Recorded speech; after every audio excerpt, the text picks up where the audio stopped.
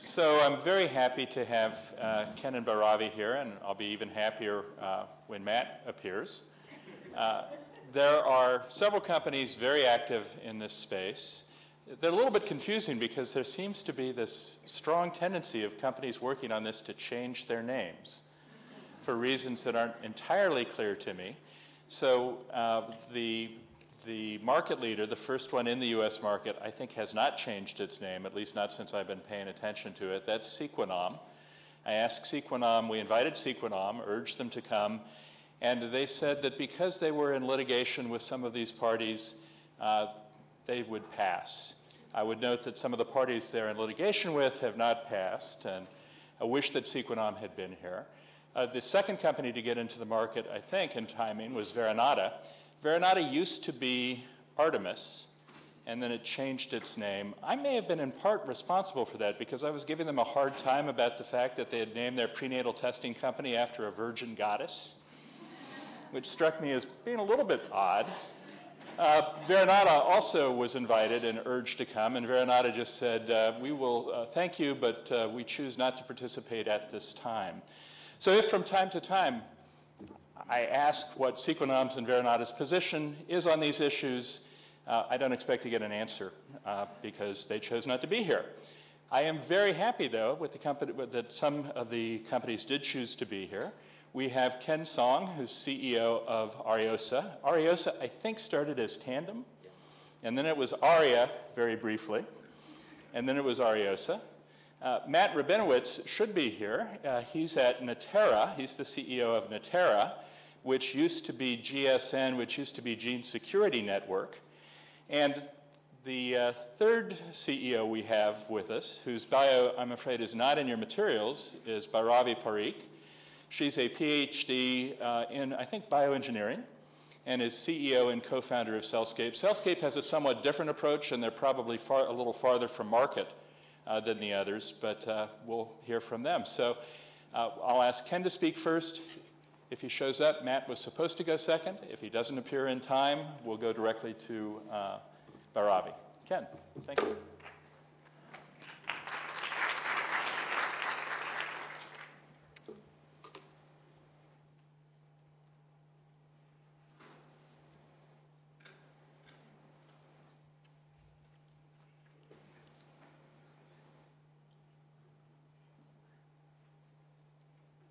Trying to figure out how this works.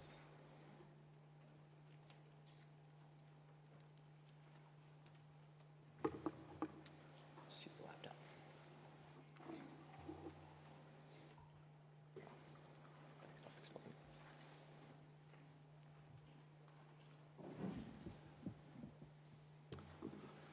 Thanks, Hank, and thanks to the organizer of this meeting inviting us to speak here. Apologize for all the name changes, but hopefully as we go through here and talk a little bit about our company and our product, it'll become a little bit clearer and we won't have to change things around too much for you.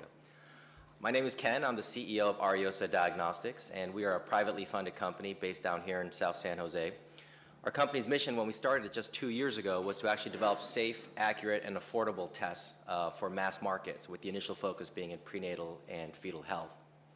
One of the things that really motivated us to get the company started was that there's been a lot of talk, especially after the human genome was sequenced around the turn of the millennium, around that revolutionizing and changing the way we think about products entering into the clinic and actually providing better standards of care. That really hasn't happened over the past decade plus, and those companies who have been trying to pursue molecular diagnostic tests have largely done so at a very high price point and really focused on niche applications. Really, through the work of many people in this field, including Dr. Quake, who just spoke earlier here, there's been a tremendous advance in terms of technology, not just from the people that are using it, but also from the platform companies like Illumina and Life Technologies that have developed sequencing platforms that now make it possible to detect things with a very high amount of precision, and also, if used appropriately, at a reasonable cost. So when we started the company a couple of years ago, we were very well aware of the competitive landscape that was out there with multiple companies trying to develop a test, and we thought we could find a way that would do it differently and perhaps be able to provide a test that was going to be more accessible and more affordable to the markets. We have a product, it's called the Harmony Prenatal Test, that's now commercially available. It's available on a limited basis, but we'll be going national next week. This is a simple test that's geared towards pregnant women and detects common fetal trisomies such as trisomy 21, which causes Down syndrome, as well as trisomy 18 and trisomy 13. This test actually will be widely available as we announced a partnership with LabCorp and Integrated Genetics. For those of you who have ever gone to a doctor's office, I think you're familiar with going to LabCorp. And so we have a partnership actually with them to be able to offer this through their commercial infrastructure that they've developed. If you look at the current testing landscape for prenatal testing, there's a little bit of drawbacks. So I've highlighted here for you some of the drawbacks associated with current serum screening as well as other current non-invasive modalities that are out there. First of all, there could be a fair number of high false positives. So a lot of these are looking at are surrogate markers, looking at protein markers or ultrasound findings. And as a result, these screening tests can have up to a 5% false positive rate in those women that are undergoing screening. I should point out here that prenatal testing, at least, is an established standard of care and recommended by the medical professional societies. And so today, about 2/3 to 75% of women undergo some type of prenatal testing for detection of fetal trisomy. In addition to that, given it's a little bit inconvenient, the best modalities that are out there for screening today actually require multiple visits to get 2 blood draws as well as an ultrasound. And as a result of that, they're also spaced out across different periods in time. Given this, and including the fact that one of the ultrasounds requires a specialized measurement, there could be somewhat limited access in addition to making it somewhat inconvenient to have these tests done. And lastly, the information that's provided, at least in terms of telling someone whether or not they're at risk for having a child with trisomy, it comes relatively later on in pregnancy. The best modalities for screening that are available today do not give you information until generally about week 17 or week 18. Alternatively, one can consider undergoing invasive testing. This would include things such as amniocentesis, which is done in the 2nd trimester, or chorionic villus sampling, which is performed in the 1st trimester. And while these procedures are considered to be diagnostic, they are invasive and therefore pose risk both to the mother as well as the fetus. And in certain institutions, the fetal loss rate can actually be witnessed up to 1% of the time. The Harmony prenatal test is a test that we've developed in our laboratory over the past 2 years and has 2 components to it. The first one is the underlying biochemistry. Dr. Quake told you a little bit about a shotgun approach or a massively parallel shotgun approach. And what we've done is actually developed a more targeted or directed approach to analysis of cell-free DNA fragments in maternal blood. Through this modality, we've actually developed an assay that specifically selects out cell-free DNA fragments from given chromosomes that we select up front. And then out of that, we ultimately detect it on sequencing. By having a targeted or more directed approach, we're able to actually provide a much higher efficient method for analysis, giving us actually about an order of magnitude more efficiency, which translates into lower cost compared to that of other random or shotgun sequencing-based approaches. In addition to that, we've also developed an algorithm called the Forte algorithm that actually takes into account not only the information that we get from the Dancer assay, but in addition to that, information on the fetal DNA percentage content in the sample, as well as clinical information such as gestational and maternal age, to ultimately provide out a risk score. We understand the limitations of cell-free DNA technology, and as a result, we believe it's appropriate to present things as a risk score rather than a clear binary yes-no answer. By having these 2 components combined together, we're able to develop a high throughput and ultimately scalable test that could potentially address the demand that could be out there, not only in the US, but nationwide, and also are able to provide clinically interpretable results. Here's a summary of the clinical studies that we have conducted or sponsored over the course of the last couple of years and are continuing to do so.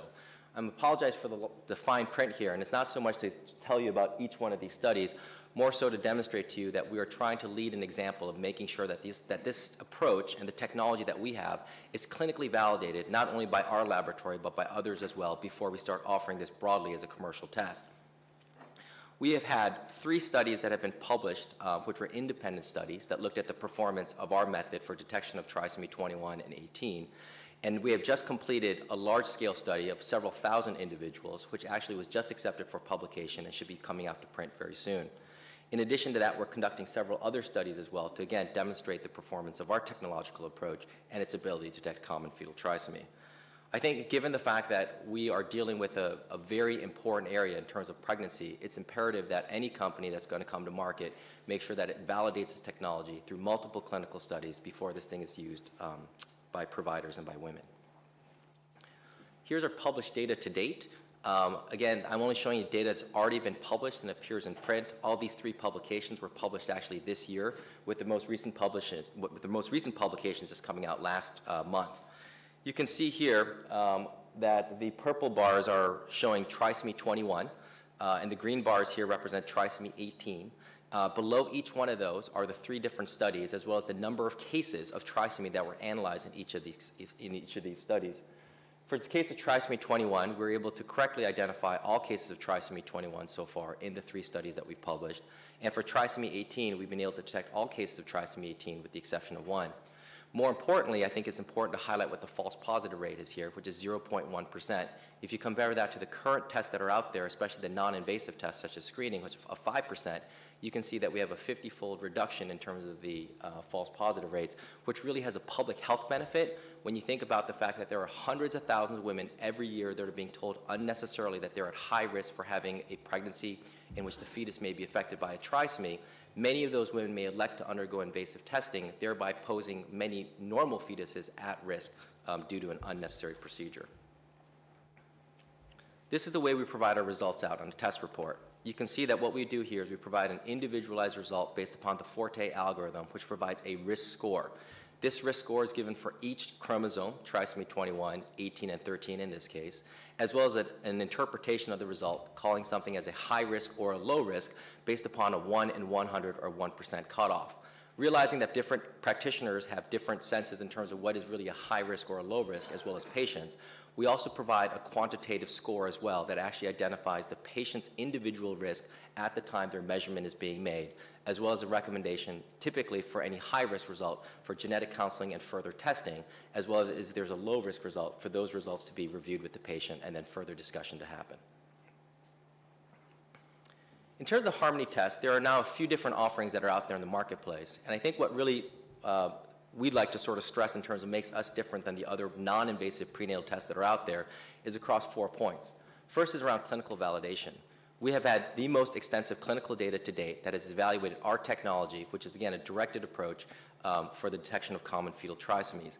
In addition to that, we're the only ones that actually had a study that exclusively looked at a first trimester pregnant population, and that was a completely blinded study in which we did an analysis based upon samples that were provided by a clinician in the UK. Secondly, we believe that we provide the most informative result.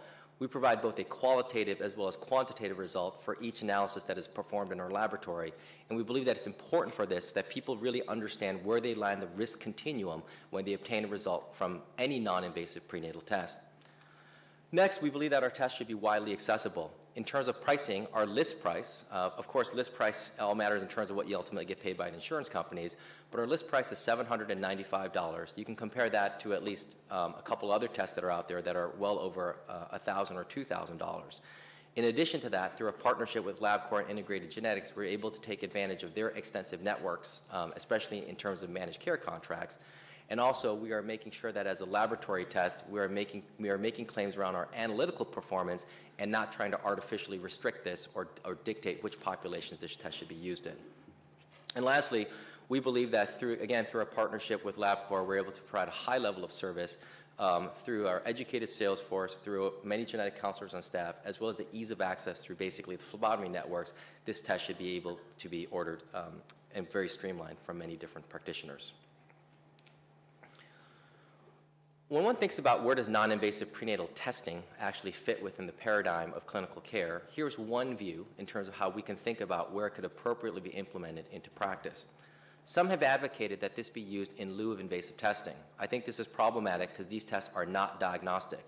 I think it is important to understand both the technical as well as biological limitations of cell-free DNA analysis. There are things such as placental mosaicism, vanishing twin, and other biological phenomena that will never make any of these tests 100% or diagnostic. Clearly, amniocentesis and CVS, which look at the direct fetal material, are much more accurate than any blood test will be that even looks at genetic material. So to use this in place of invasive testing, I think is challenging because you're trying to replace a diagnostic test with a non-diagnostic test. Others have advocated that you would use this test after a positive screen or a quote-unquote in your high-risk women that have already undergone a screening test. While this may be potentially applicable in this population and should be considered, one of the challenges is that women who have already been identified to be potentially at risk for having a child with the fetal trisomy due to a positive screening, trisomy 21, 18, and 13 only represent about half of the genetic conditions that could be affected within that fetus. And therefore, if one advocated using a non-invasive prenatal test in this setting, you would only be testing for half of the potential genetic conditions that could be present in that fetus, and thereby not giving a woman the complete picture. I think it's important, if I wear my clinical hat, I used to be a physician, to make sure that as one is introducing and talking about different technologies, to make sure that the patients are fully informed, because most patients are coming into a situation not aware and really just looking to their providers as to what they should do next. One area to consider this test is to actually use it early on in pregnancy or early in the evaluation. One can consider looking at a non-invasive prenatal test and combining it with ultrasound.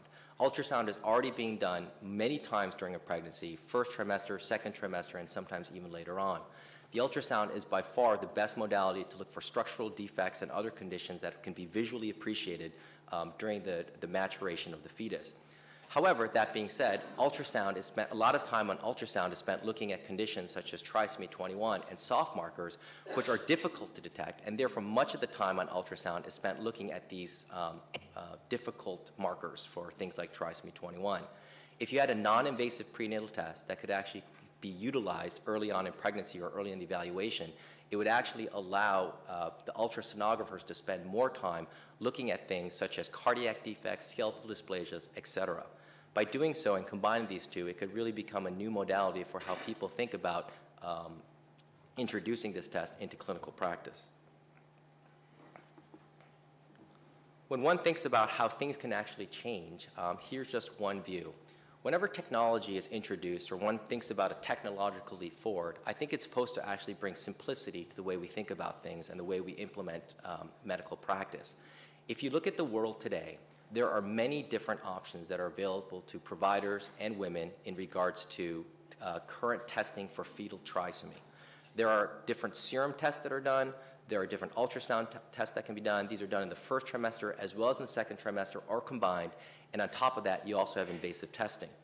Now, despite the whole menu of options that are available, there are some limitations to what we have today. In addition to being extremely complex, you actually have to do many of these tests within a defined time window, meaning that if you do not show up at the specific time window during care, you would not be eligible to undergo this testing.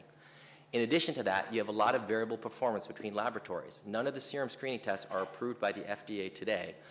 They're all run by independent clinical reference laboratories, of which you have hundreds, if not thousands of these that are performing this. And so whether or not what one sees in terms of a test result is indicative of the actual clinical data that's been produced is unclear. There's also limited access to ultrasound, and despite this, you have a high false positive rate and a false negative rate. One can envision a future where you would use a non-invasive prenatal test, such as a Harmony test, in combination with standard routine ultrasound to provide better information to patients around their true risk for having a fetal trisomy. This would be the same test that could be employed regardless of gestational age, as long as it was after 10 weeks. It is a single lab, at least our lab, that currently is processing this data and providing these results to control quality, and also provides much better accuracy. Our belief is to provide best information to patients. We're not telling women what they should do with that information, but I think it's actually a shame if women are falsely being told today as to what the current status is of their pregnancy, when in fact that's not reflective of what's going on. And so with this and with other companies that are out there, we hope that we can responsibly introduce these technologies into clinical practice and provide the better information to women and their providers so that they can make the appropriate decisions as they go through their pregnancy. Thank you. Thank you.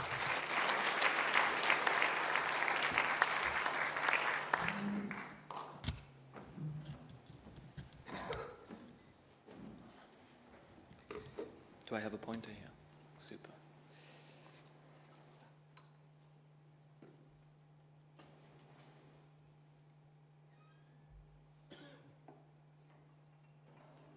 Hank, am I finding myself in this file here?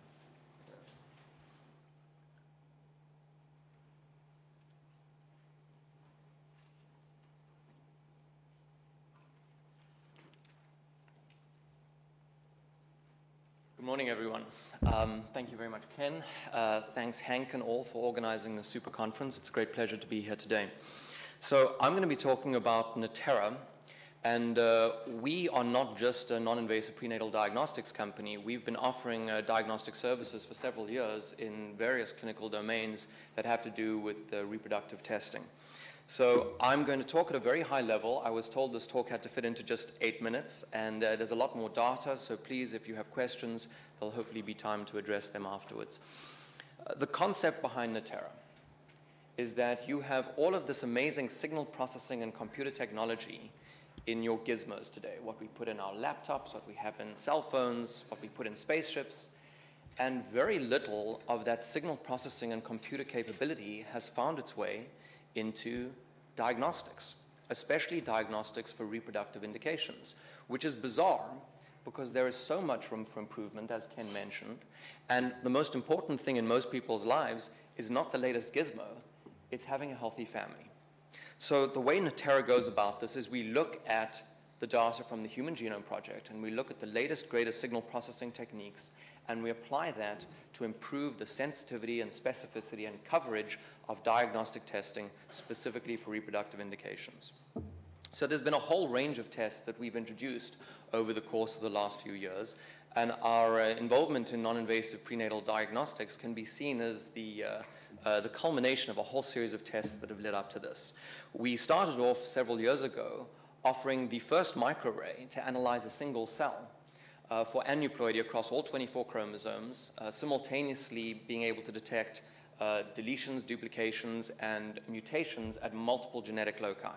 So this is now being used by several hundred IVF centers around the world. We've tested about 40,000 embryo samples at this point, and it's used by families who are trying to avoid genetic diseases in their children. So for example, a family that has a risk of cystic fibrosis or carries a BRCA1 mutation, as well as by couples who want to just improve the probability that embryos implant during an IVF cycle. Then we were the first company that offered a SNP microarray for analyzing products of conception. The idea here is about 10% of pregnancies will miscarry at a stage late enough that you might have a product of conception which doctors would be interested to analyze. And there are two reasons why they do this. The one is you might have systemic chromosomal abnormalities like balanced translocations, which will cause a miscarriage. And you want to be able to address those systemic chromosomal problems if you can. And the other is if you find that a patient is suffering from recurrent pregnancy loss, but there are no chromosomal abnormalities, then a whole series of additional tests are warranted in many cases. So this is now covered by insurance. We are in contract with insurers that cover about 60% of the patients who go through our products of conception test. And the idea here is you can do a test in just 2 days. Instead of waiting 3 or 4 weeks for the cells to be karyotyped, you don't have to culture the cells. You get a very rapid result. We are not affected by maternal cell contamination to the extent that we can detect the maternal cell contamination, which affects about 20–25% of samples that go through a regular karyotype. And we can detect things at a much more fine-grained level than you can typically see with a karyotype. And then we were actually the first company that did high-throughput analysis of free-floating fetal DNA in the mother's blood. And while all of our trials were going on for the non-invasive prenatal diagnostic, we launched this non-invasive prenatal paternity test. And this is a very interesting market because about 5 to 10% of pregnancies around the world, the father on record is not the true father. So until we came along, a woman who was pregnant and wanted to establish paternity would have to either get an amnio or CVS, which is obviously an invasive procedure which carries a risk of miscarriage, or they would wait for the child to be born. Now with this test, you can basically do a blood draw just 9 weeks into the pregnancy, and we can do a paternity test which is very reliable, 99.99% plus. So this has been launched with the leaders in paternity testing around the world. Our main distributor in the United States is DNA Diagnostic Center. They do about 500,000 genetic test samples a year, which is more than LabCorp and Quest. And then internationally, we've got relationships with a lot of labs and phlebotomy centers all over the world. Then most importantly, we are currently under multiple clinical trials, one of which is funded by the National Institute of Health for the non-invasive prenatal diagnostic. And the key thing here is clinical coverage. We focus on all 5 chromosomes, namely 13, 18, 21, X, and Y, and simultaneously we do high-throughput carrier screening. So the idea of high-throughput carrier screening is about 1 in 500 pregnancies is affected by trisomy 21 or 18 at birth. about 1 in 500 pregnancies is affected by an inherited genetic condition like cystic fibrosis, Tay-Sachs Canavans disease, etc. So it really makes no sense to have the world's best test for Down syndrome if you're not simultaneously testing a whole bunch of diseases beyond cystic fibrosis, which are just as relevant to the health of the pregnancy. One of the key things is that over time, rather than offering services out of our CLIA lab, we are translating our tests to run on the desktop sequencing systems because there's really been a revolution in sequencing capability in the last couple of years. The power of sequencing is evolving at a rate about 3 times faster than Moore's law in terms of the number of sequence measurements you can make for a certain cost. And the sequencing capability is now placed on these desktop sequence systems, which are about the size of a large printer.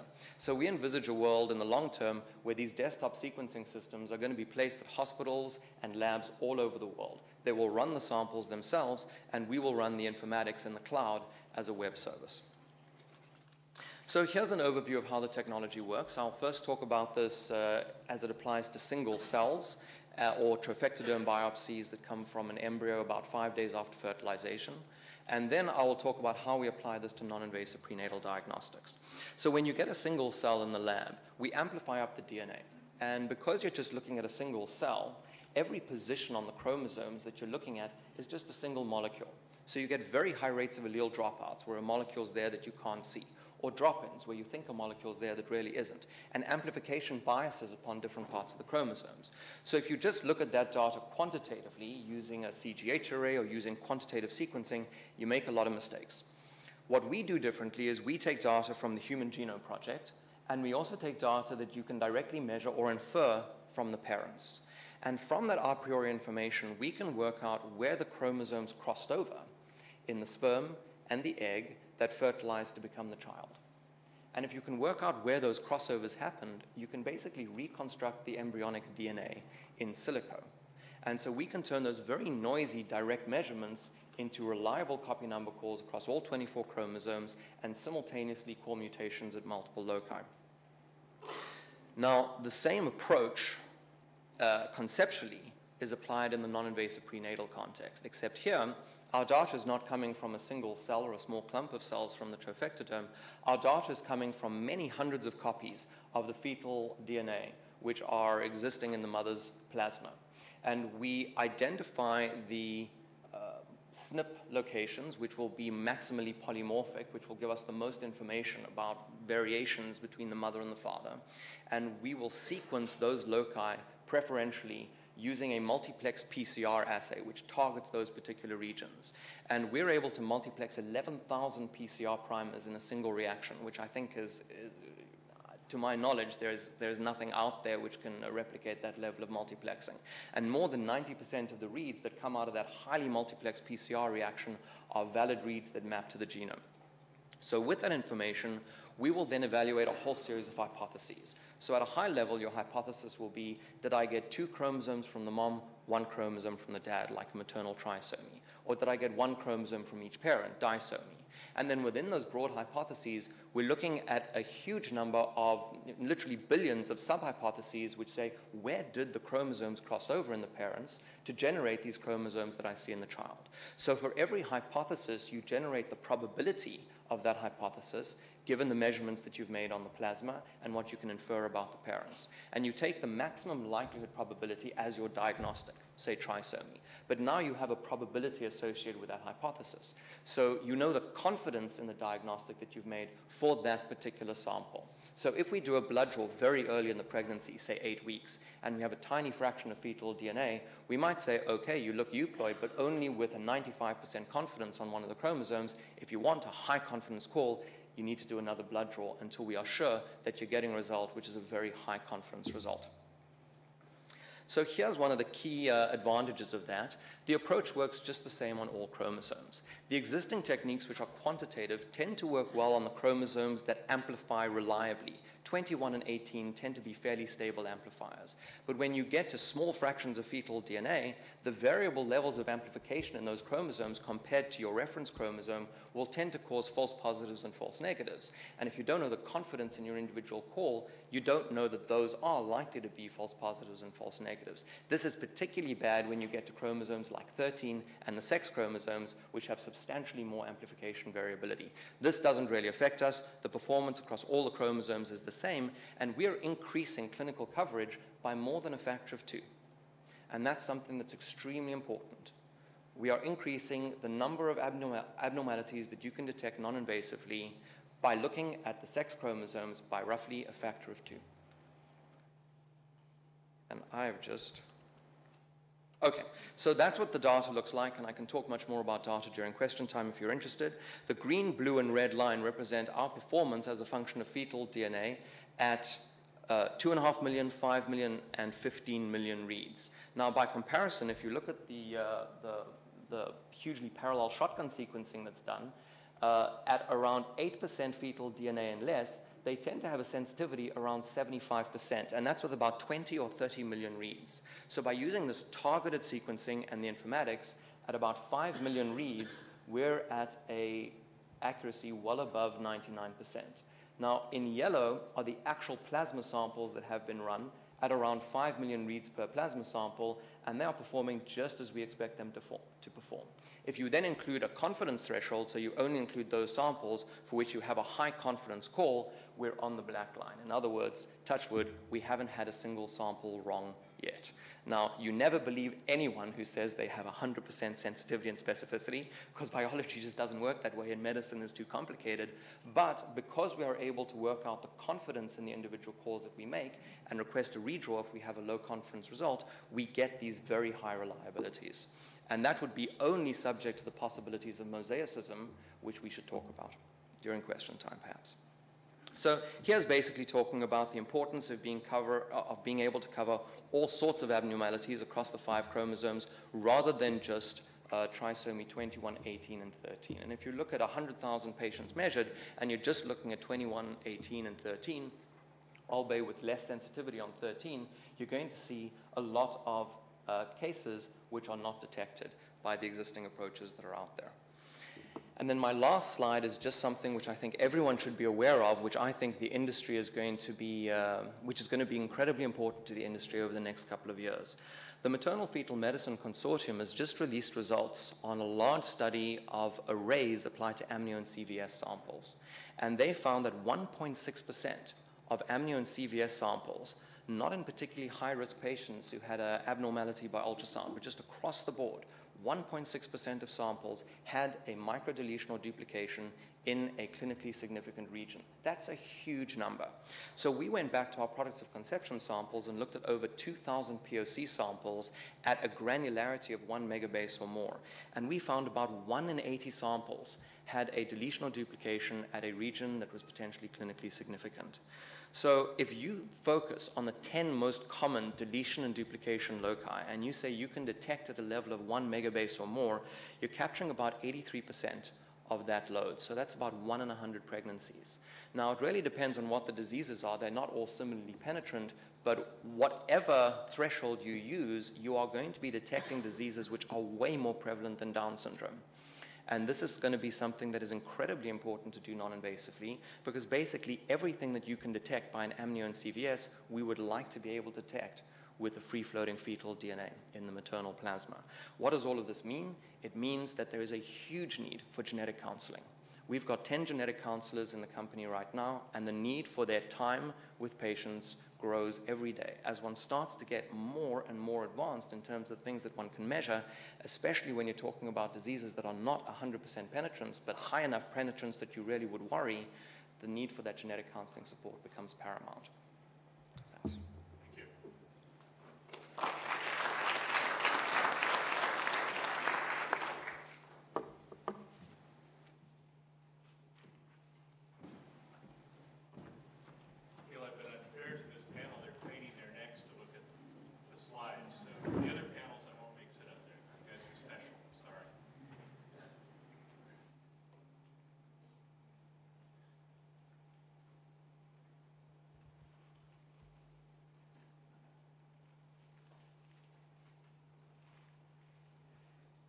Hi, my name is Bhairavi Parikh, and I am the CEO and co-founder of CellScape Corporation. I think Matthew just gave my talk. And largely because the nature of his talk was centered around clinical coverage. And that's what CellScape is all about. Our approach is markedly different than the cell-free DNA companies in that we're not actually looking for fragments of nucleic acid in the mom's blood, we're actually looking for whole fetal cells in the mom's blood. My talk will be at a much higher level. We are a very early stage company. We are squarely in the research and development phase, have not run any clinical studies. We are still in the mode of getting through what I would call feasibility on the technology, and we'll shortly be running a clinical trial to show what the power of having whole, pure fetal cells is from the maternal circulation. So again, this is going to seem redundant after Matthew's conversation, but what we're actually after is access to fetal cells from the mom's blood. The back-end diagnostic technology that we'll be using is a chromosome microarray analysis. Again, Matthew talked about that very briefly. There's very recently a 4,000 patient trial where they were using chromosome microarrays as the back-end diagnostic to both amnio and CVS samples. And coming up the pike in terms of clinical diagnostics is a recommendation that chromosome microarray analysis actually be the gold standard in prenatal testing on invasive samples. What CellScape's goal is to use that same back-end modality to be able to test fetal cells from maternal circulation as opposed to fetal cells from an amnio or a CVS sample. The goal there is to enable a very high diagnostic yield early in pregnancy without the risk. So the problem statement, I'm going to give a very high-level technical talk here in terms of what the challenges are for isolating fetal cells in the mom's blood. The concept is not new. There have been many companies and researchers that have tried to tackle this problem over the last 50 years or so. Numerous companies, academic institutions have really tried and failed. The core reason for that is that fetal cells are rare. If you take 20 mils of a mom's blood sample, you have about 100 billion cells, and only about 100 of those are actually from the baby. So the concept of being able to routinely isolate, identify, and then subsequently analyze them is a daunting task. So the key to the puzzle came in almost an upside-down approach.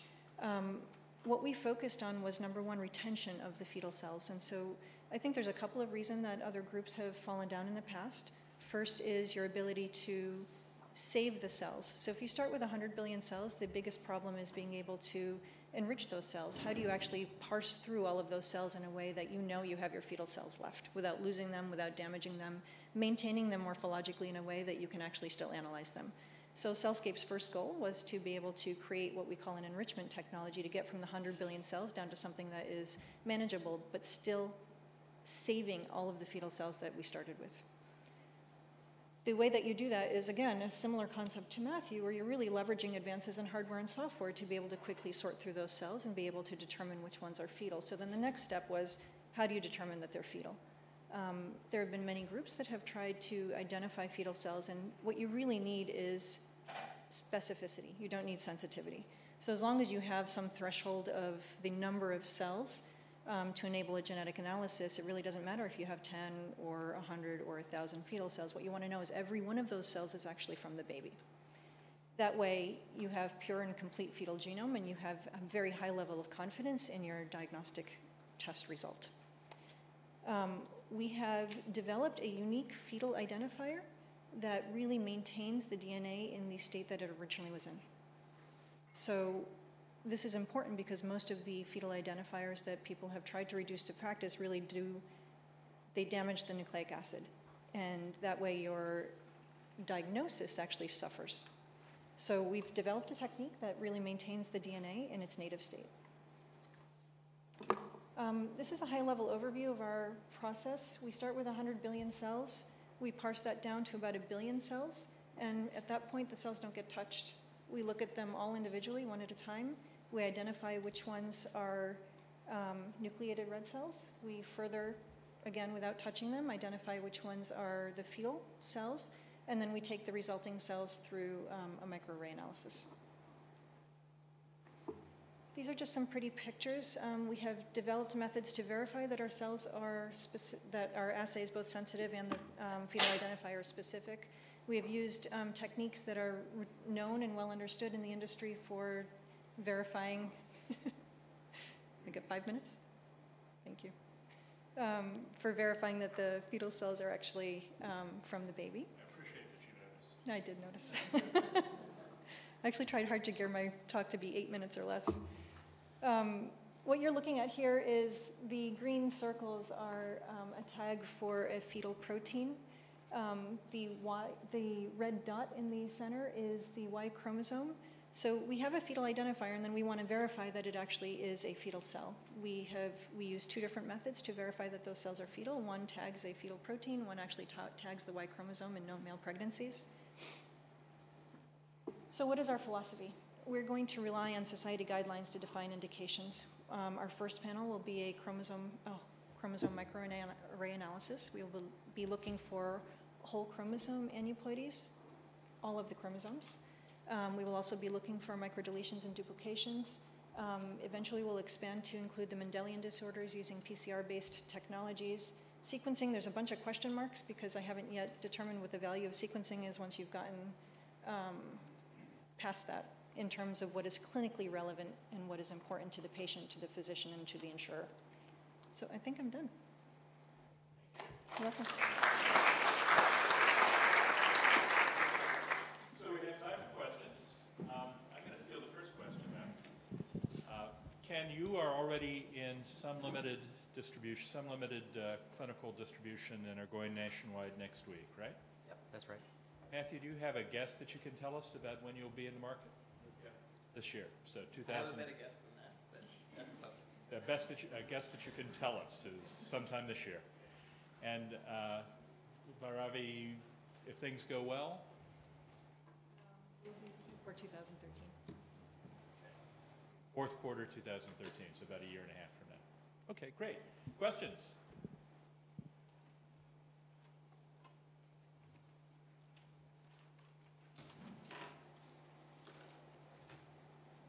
Don't be shy. Hey, I have a question for Matthew. Nice talk.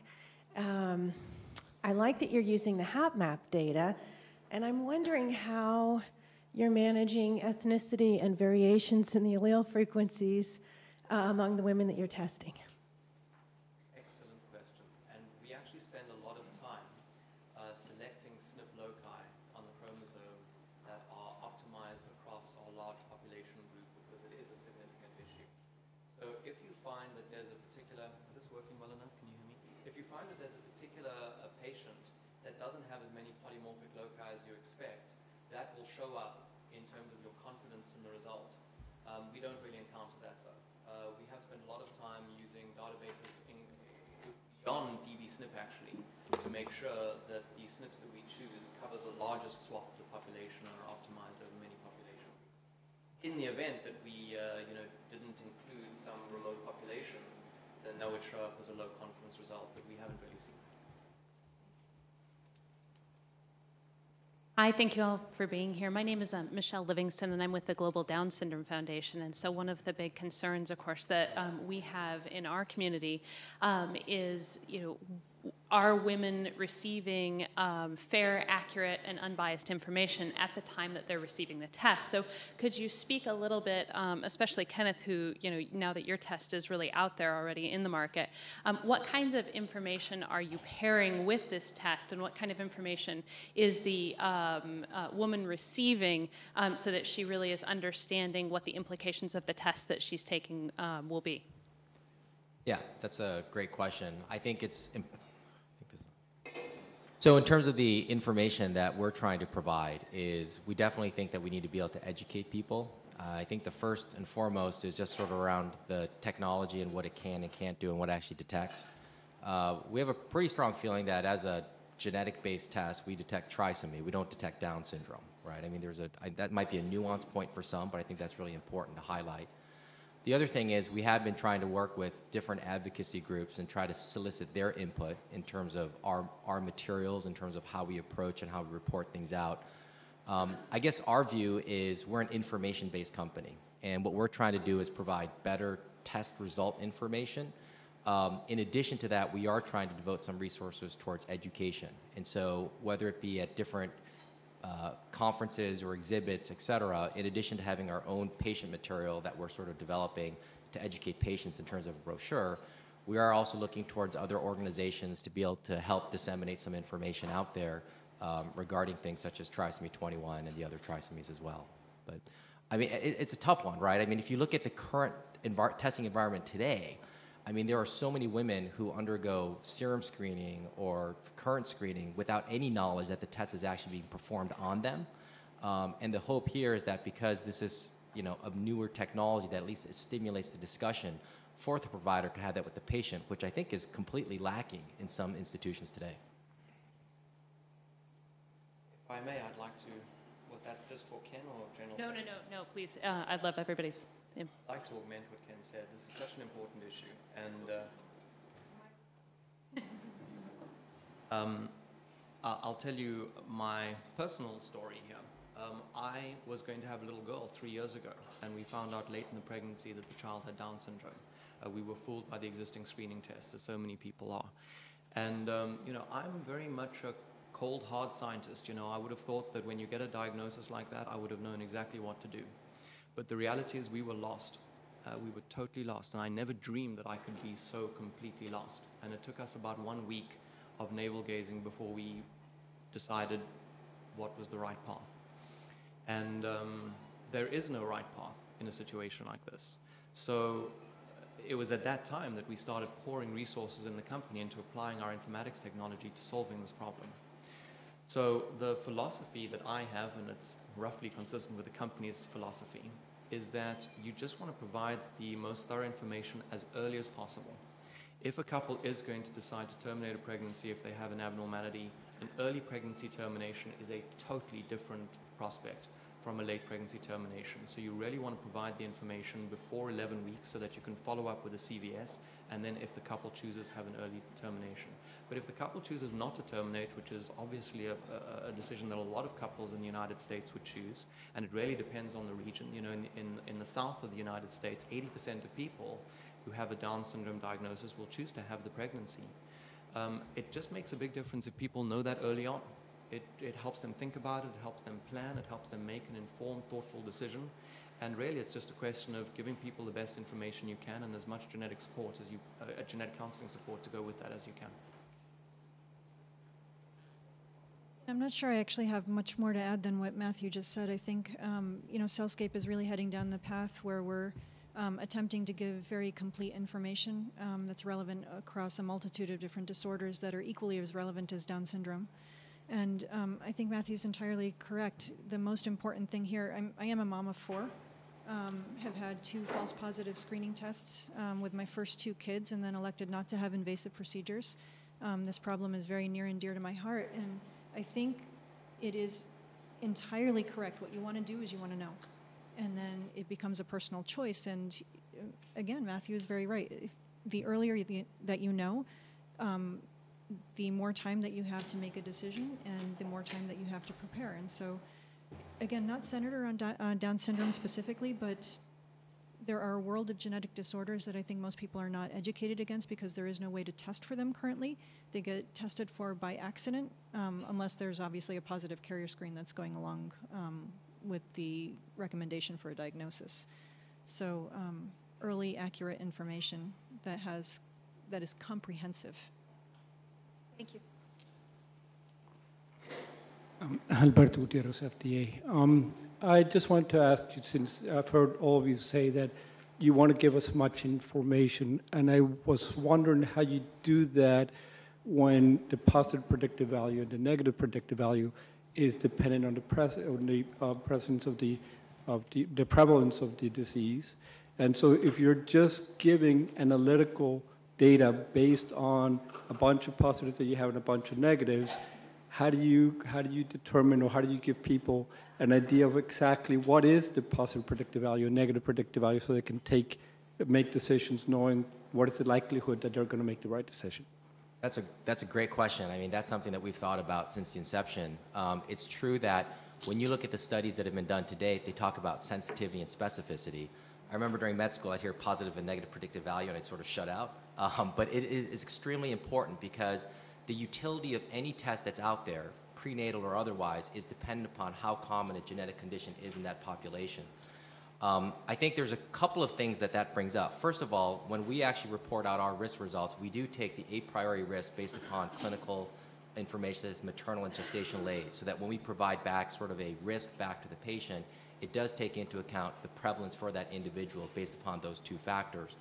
The other thing, though, that it really brings up is that even though you see these big numbers like 99% plus, given that we're detecting things that are relatively low in terms of their prevalence or incidence, the actual positive predictive value, meaning that if you have a positive test result, how likely is it that you're actually positive, is not actually that high. So take an example where for certain conditions like even trisomy 21, where the prevalence might be only 1 in 700 or 1 in 1,000, that means that if you had a test that was 99% sensitive and specific, if you had 1,000 women in that population, one of them would expect it to have trisomy 21, and so you'd probably detect that case of trisomy 21 through a positive result. However, at a 99% specificity, you would still have 10 other positives in your population where the women don't have a trisomy 21. So what that actually means is if you give a positive result back to that group of 1,000 women, there's going to be 10 or 11 positive results with only one of them truly being positive, meaning that the positive predictive value is only 10%. I think this again stresses why I really do not like the term NIPD, because these tests are not diagnostic by any means, regardless of the population that you're looking at. And so I think it's really important for people to think about that. The other thing is, as you start looking at rare conditions, trisomy 13, or even some of the microdeletions, the false positive rate actually ends up becoming more important or just as important as your detection rate. Because if you start layering on a bunch of other conditions that you're testing for, and your cumulative false positive rate ends up being a few percent, I don't know that, at least from a clinical or public health perspective, you're actually doing the right thing. And so I think when one thinks about the future of where this technology can go, I think you need to always think about what are the trade-offs, because this is not black and white.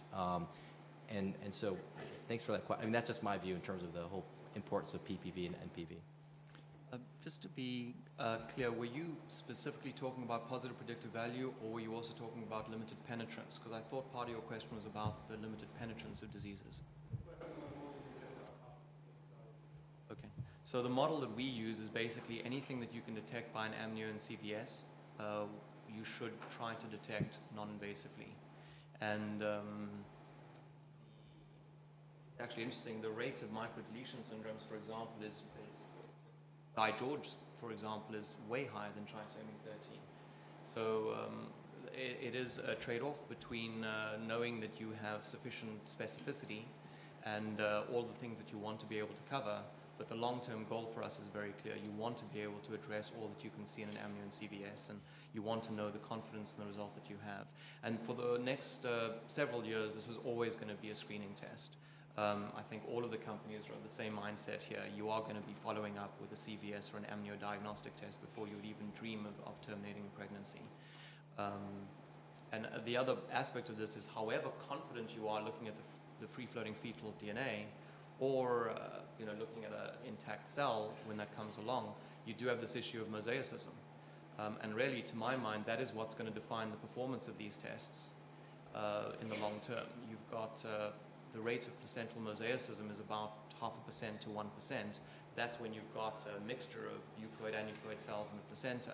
What we're really concerned about is when you have confined placental mosaicism, where the placenta is entirely one karyotype and the fetus is entirely another karyotype, or predominantly another karyotype, in which case, given that the majority of the fetal DNA comes from the placenta, nobody really knows how sensitive and specific the assays are in that context. I think we have time for the three people in line to ask quick questions. I wanted to add a little bit to that. I'm sorry. Give me 30 seconds. That's fine. Okay. So I think it's important at this point to understand the difference between cell-free DNA and actually having a whole fetal cell. The whole fetal cell is actually not placental in origin, and we actually, on every single sample, we actually run an in-process QC test that makes sure that the material that we're analyzing is purely fetal and that there's enough of it. And so for us, there's a little bit of there's a nuance here in that we have access to pure and complete fetal genome, and so I don't actually disagree with Matthew, because mosaicism is actually an issue even outside of just having placental tissue. the fetus can actually be mosaic, and there are limits as to what level of mosaicism can be detected using a chromosome microarray analysis. And so we face different challenges in terms of what is your limit of detection and your resolution, but in a different way than the cell-free companies do. Do we have time for 3 medium-length questions if they get short answers? I'll make it quick. My name is Brian Skak. I'm a physician at Children's Hospital in Boston. I have a question about the negative results. So what will be your recommendation to ordering providers for those who get a negative or a low-risk result in terms of follow-up for invasive testing? And if the recommendation is follow-up is not needed, what are your plans for those women who get a false negative who go on to have children with the genetic condition? I don't know why I chose to go first on this one. So, look, the screening has to be useful for something. I'm sorry, guys.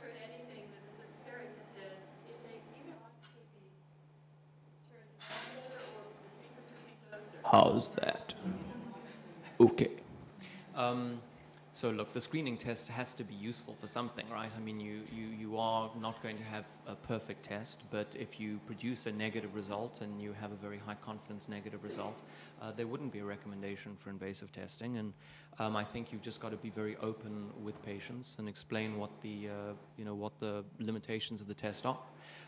We deal with this in the IVF context a lot because you have a very high rate of mosaicism in IVF embryos. Even if you look at day 5, when you're looking at the trophectoderm, we've done large disaggregation studies and we find that the rate of mosaicism there is about 3% still.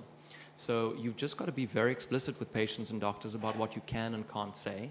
And there are going to be probably cases, even if you get a very high confidence negative result, where you might have a mosaic and you're going to have a positive results upon birth, and that's part of life. I wish we could make things perfect, but we can't. So my own view is this is why it's important not to label something as a positive or negative, and rather to actually provide back the risk to the patient, because everyone will do something differently based upon the information they provide. Even at a low risk result, which we cap at the lower end of 1 in 10,000, an individual may determine that still that risk is high enough for them that they'd want to go on and get further testing, whether it be ultrasound, another blood test, or invasive testing.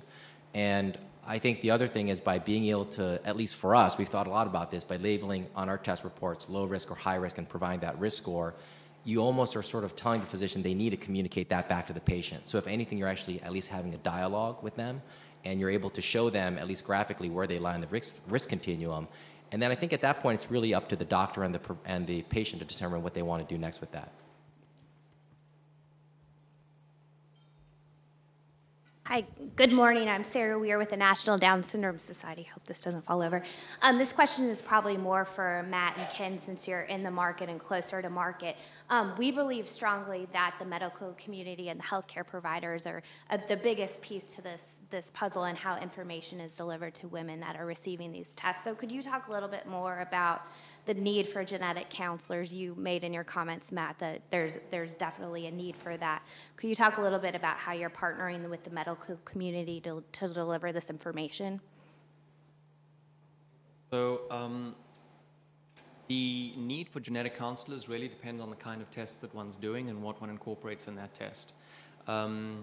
I'll give another example from IVF. When couples have an inherited genetic condition, like cystic fibrosis, and there are all sorts of different mutations which can be relevant, sometimes with variable levels of penetrance.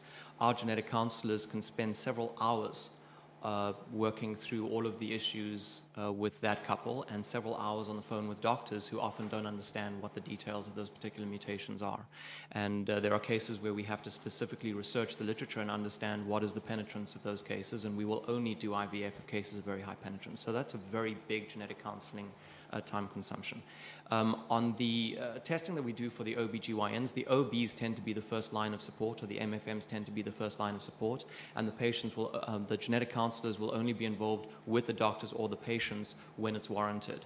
And again, you can't do everything. You have to make a system that's reasonably scalable, and it turns out that the amount of time per patient that a genetic counselor spends for the testing that we do in the OBGYN realm, and also the amount of time that we're anticipating for the non-invasive diagnostic is not going to be on the level of hours. It's going to be on the level of tens of minutes on average. But it really depends on the individual cases. And what's really important is that you need to have that expertise available, and you need to have very thorough literature support and really knowledgeable GCs to go with those cases that require it. Right now we've got 10, and that's just been growing as our tests have been scaling. The need for GCs goes up. We do various things to reduce that load. I mean, we try to give a lot of education in the reports. We give a lot of education online, but that need for a person to be on the phone is always going to be there, and it's just going to grow as we start to get into these other conditions. Yeah, I think you need it available, but when you think about the practical implementation of this, the fact that it will be ordered by a variety of different healthcare providers who don't necessarily have access to genetic counselors, I mean, we need to be realistic as well. Through us, one of the reasons why we partnered up with LabCorp Integrated Genetics is they have 150 genetic counselors, and so they're available to be able to answer questions. But at the same time, I don't want to mislead people in terms of thinking that a genetic counselor is going to be talking to every patient that's going to be getting this test, because that's just not reality in terms of how you see implementation happening today. But you want to make sure that the resources at least are accessible. Last question for this panel. Thank you. My name is Stephanie Meredith, and I'm the author of Prenatal Resources about Trisomy 18 and Down syndrome. And I actually have really appreciated that Ariosa has listed the different resources on their website and provided some at the national conferences, the national medical conferences. But I wanted to ask, because we found that patients really need different layers of support depending on what stage in pregnancy that they're at. So we have, resources that address those different phases. But as you're talking about the microarray sequencing and the possibility of women being tested for many conditions at one time, I'm wondering, how do you provide information to them prior to the testing so they understand the conditions for which they're being tested? Through the doctor, you are making sure that the doctors who are using your test are as educated as possible, and then the genetic counselors are the resource for the doctor, and if the patient specifically wants to speak to a genetic counselor, you are there. The cases where we would always insist on having a genetic counselor interface with the doctor and the patient is where there's a positive. We will always have our GCs do that, because you don't know what kind of support they're going to get. I mean, we are going to be working with a bunch of large labs, and there's going to be a couple of announcements coming out, but we will not depend on their GCs to be conveying the positive results. It's just something that's too important. So you let the doctors decide. I mean, they are the ones who are ordering the test. And they will decide how much upfront education the patient will have from your GC team or your GC network. The places where we want to be, we can't force this, but where we try to be much more involved is wherever there's a possibility of a positive. Well, and one comment that I had heard was one of the challenges for the obstetric medical providers with the pre-screening audience is that there's not really a CPT code for them to provide counseling. Is that accurate? I don't know enough about the specifics. I mean, maybe we can... We'll have some counselors and other providers on the next panel who may be better placed to answer that. You do have CPT codes for counseling, but the CPT code reimbursement rates for counseling are just not significant enough that you provide counseling as an augmentation of your service to be a responsible company. You don't really make money off it. The thing, though, is, I mean, your question around the pre-screening or the information before someone actually gets tested, I think is an important one. And, through efforts like you've done so greatly for Trisomy 21-18, I mean, some of it's going to need to come from people like you, right, in order for these other conditions. And I think now that you've got several companies that are out there that are developing products, I mean, our initial focus is only the common trisomies, but as other things get developed, I think you now have multiple companies which are doing this, and my hope would be that all those companies would be receptive towards working with patients and advocacy groups and creating that material and identifying the best way to disseminate it. Thank you. Well, please join me in thanking these three panelists.